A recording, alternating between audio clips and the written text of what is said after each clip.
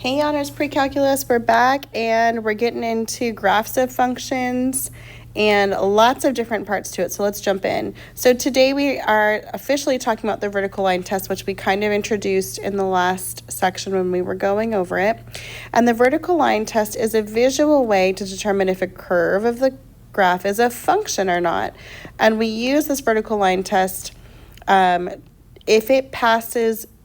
if it goes through the graph one time it passes. So if it intersects once, it passes the test and it's a function. If it's more than one intersection, does not pass the test. So for example, I could draw any vertical line through this graph. Each of those times, it only crosses the graph one time. So this passes the vertical line test and it is a function. Here again, I can draw a vertical line through anywhere on this graph and it only hits the function once. So, or the equation once. So now we know it is also a function. Here, if I pass that vertical line test, this hits 2 times. So this is not a function, it's a relation. Same thing here, if I cross this, if I draw a vertical line right there on the circle, it also hits 2 times and fails the vertical line test. So actually these two fail, this one passed, and this is a relation. For x-intercept, so let's talk about intercepts for a second. This is a review. If it's an x-intercept, it's where the basically the function crosses the x-axis. The official definition is that the function f of x equals 0. That's where these intercepts are. Keep in mind that it's also where the y equals 0. So I see on the x-axis, we see 3 of these, 1, 2, 3, for my x-intercepts. So we know x-intercepts are at -3, 0, 1, 0, and 4, 0. Okay. For y-intercepts, if x is 0, so for y-intercepts x equals 0, then the function, when I plug in 0 for x, equals that y-intercept. So this is, again, when x equals 0. So to find the y-intercepts on this example, we're going to see where it crosses the y-axis. So this is my y-axis here. So how many times does it cross? It crosses the y-axis once right here. And we know the y-intercept is at the point 0, -3. All right, let's look at the intercepts for the algebraic function here. So again, in order to find the x-intercepts, we have to plug in that y equals 0. Remember that f of x is another fancy way of saying y. So I'm going to replace f of x with 0 equals and then set the rest of this equal to it.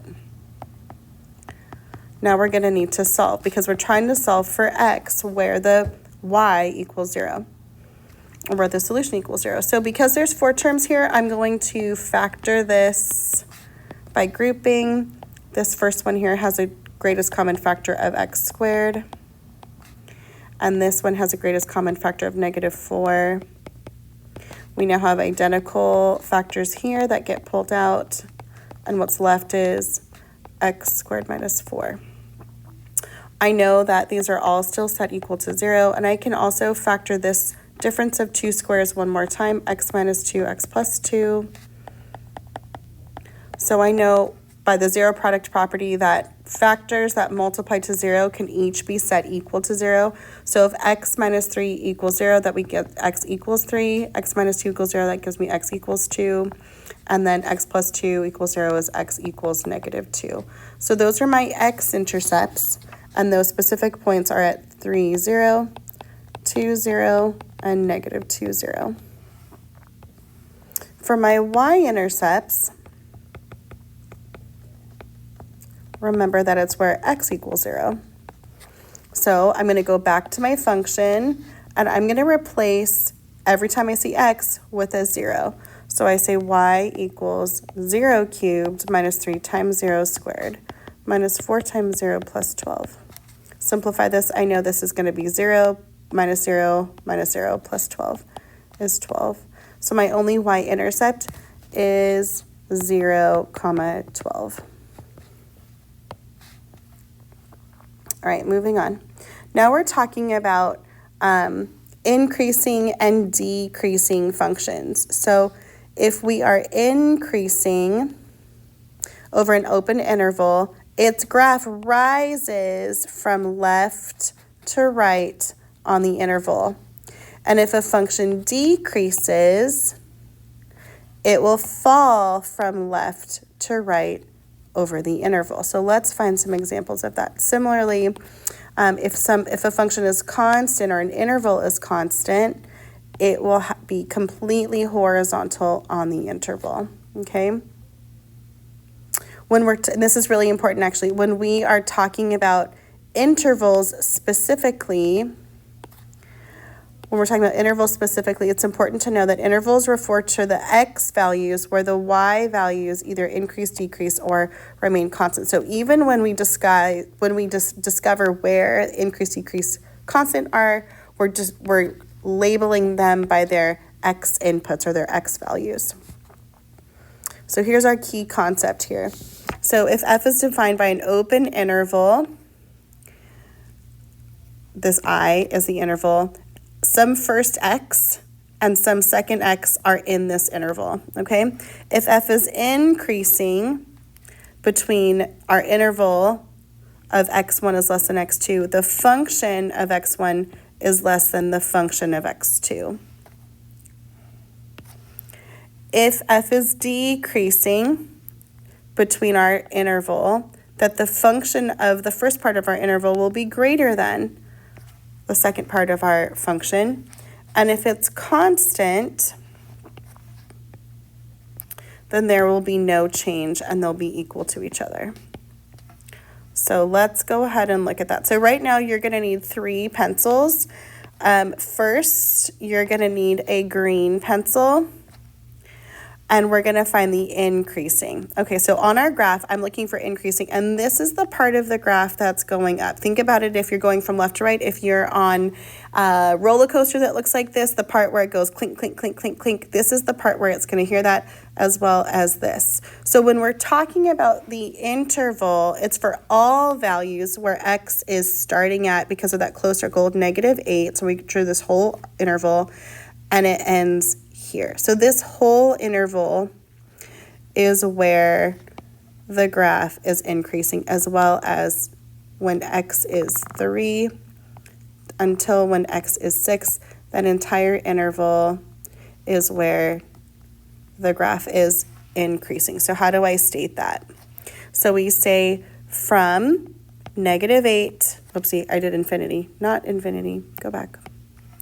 -8, -4, that's our first interval. Again, we go from when x is -8 to x is -4. That describes that first interval here. And our second interval goes from -3 to 6. So we'd say from -3 to 6. Oh, pardon, not -3, +3 to 6. Here we go. Let's use our red pencil to find the decreasing value. So decreasing would be like if you're on the roller coaster and you're going down the hill where gravity is affecting you. So that would look like this from here to here. So we're going to graph that entire interval for x is where our function is decreasing. And so we see that happening at x is -4 and x is -2. So between -4 and -2. And then lastly, constant. If something is constant, we're going to use that with yellow. And we know it's constant because it's just horizontal, it's flat. So this entire interval for x is where our function is constant. So we see that from when x is here at -2 to 3. So from negative 2 to 3. So we say from negative 2, comma 3. Again, we just, even though we found the increasing, decreasing constant functions based on what the y values are, we describe them using their input, their x values. To state the domain of the whole function, remember it's all the way from where x starts to where x ends, so from negative 8 to negative 6.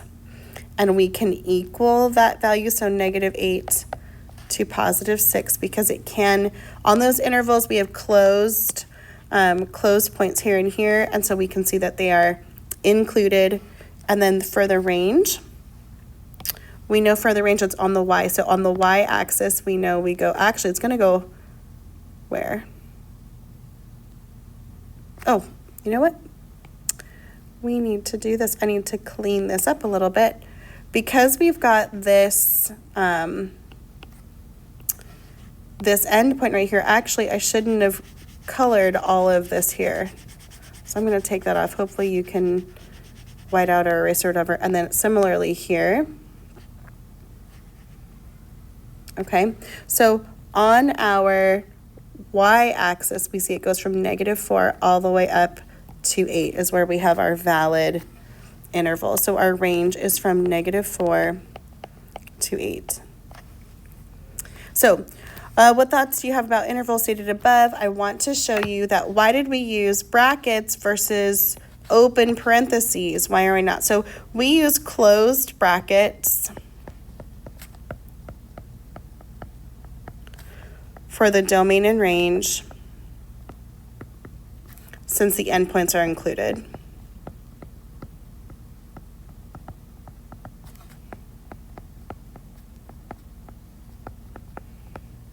Okay, and we use parentheses for intervals. We always do this for intervals of increasing, decreasing, or constant behavior. Okay? And it's changing directions at the beginning and the ending of sections.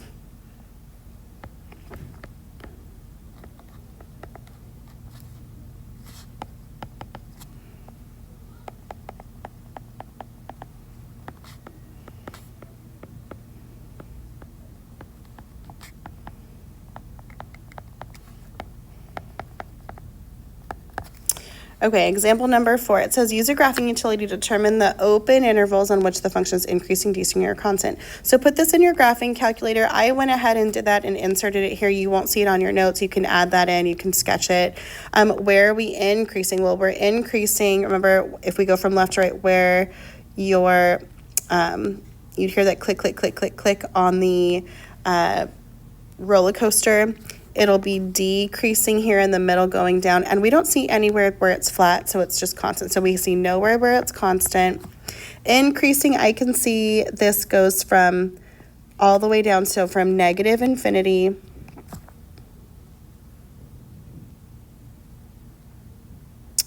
to whatever this is right here, that point. It looks like it's at 0, 2, so from when x is 0, and starting again here when x is 2 all the way up to infinity. It's decreasing from where x is 0 to where x is 2.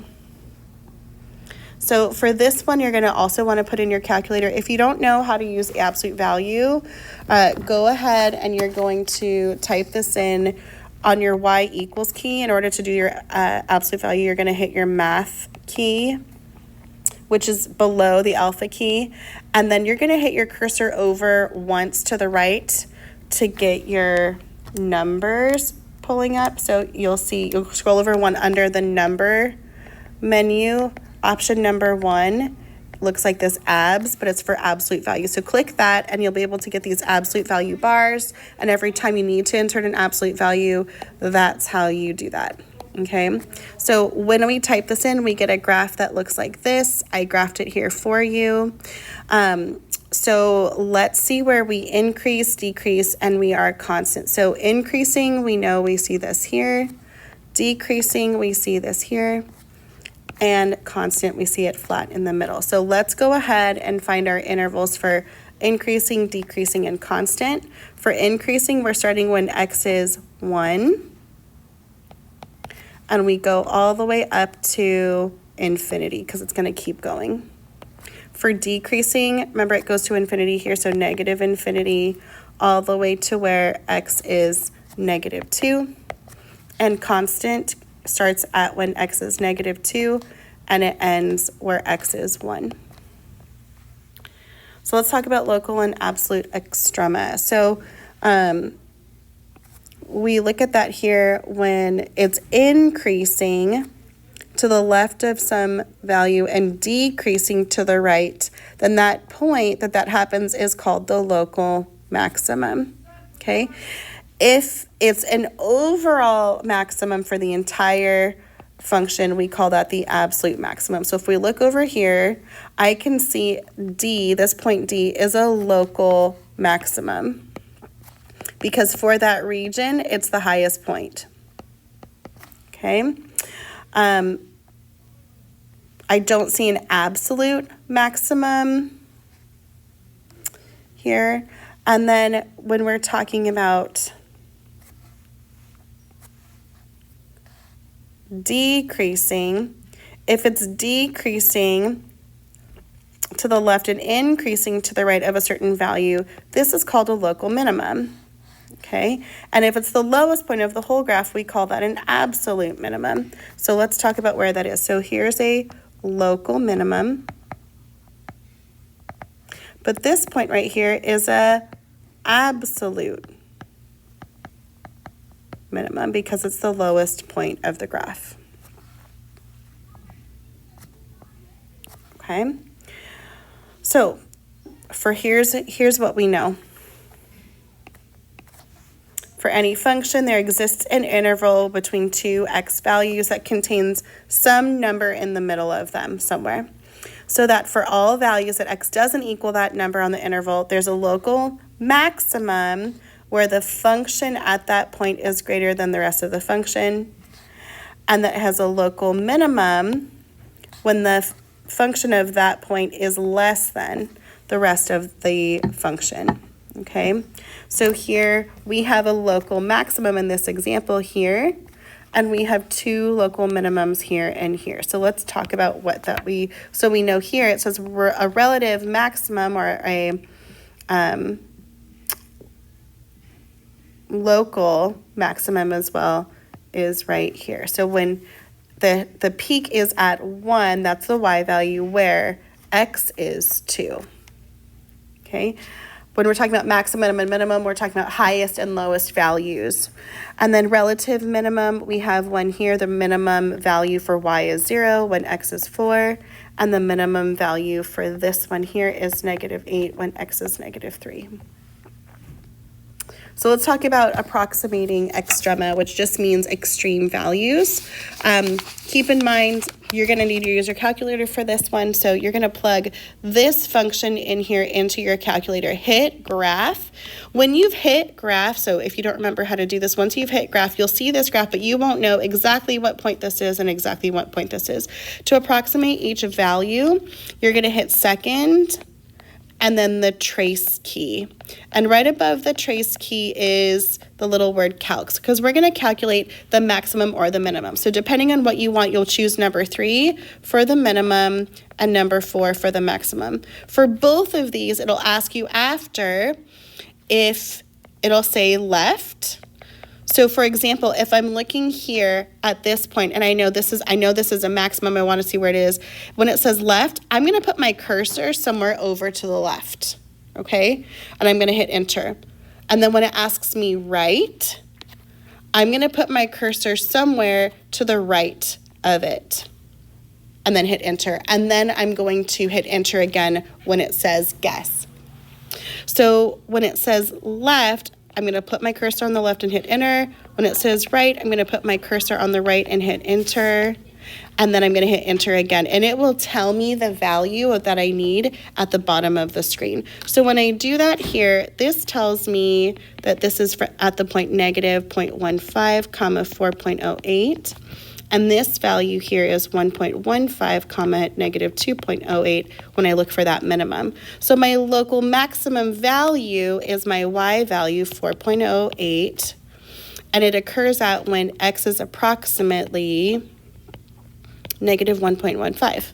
And then for my local minimum value here, it occurs at a negative 2.08 when x is approximately positive 1.15. And then we're almost done here. We're going to talk about boundless. Okay, so if a function is bounded or boundness, bounded or not bounded, we see here there's an upper bound, meaning this is the highest it can go. So this is called the upper bound. It also has a lower bound because none of the function is going to go past those boundaries. Here on this function, we only see a lower bound because we see on the upper half, they're going to go on forever. Here on the third one, we see we have an upper bound, but not a lower bound. It goes on forever down low. And then here we can see that these are going to go on forever. And so this one is not bounded above or below. So this has neither upper or lower bounded. Okay. I think that's all we're going to do for today, and I'll see you back in class. We'll do